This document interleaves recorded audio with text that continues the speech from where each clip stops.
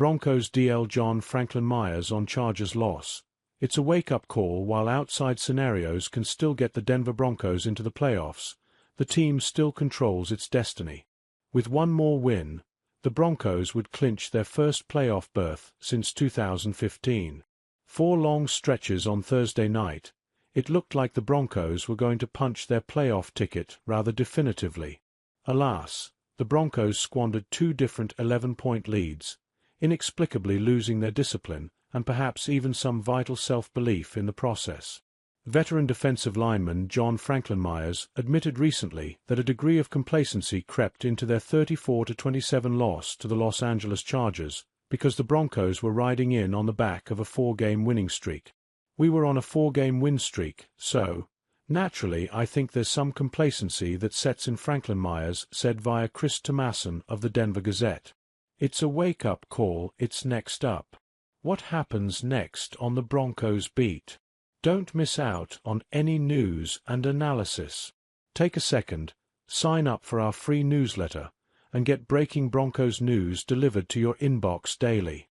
While the Broncos' winning streak has gone up in smoke, that doesn't mean that Franklin Myers and his teammates are checking out on the season, especially with so much left to play for.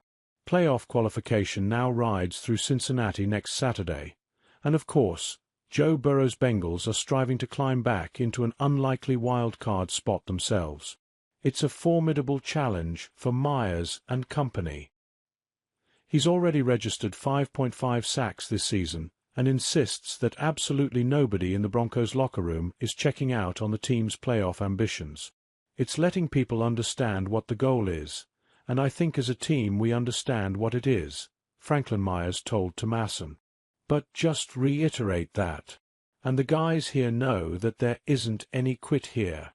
Nobody here wants to quit. We've got 2 more opportunities to get to the playoffs, and from there, it's time to make some money." Ultimately, no matter how massively disappointed all the Broncos players and coaches were to squander such a huge opportunity to dispatch the Chargers and thereby clinch a playoff berth, 2 more bites at the postseason apple must now be seized upon and even savored. "They just made some plays," Franklin Myers said via Tomasson. "They played a better second half than we did. That's the name of the game, is winning in the second half. It's not about how you started. It's about how you finish.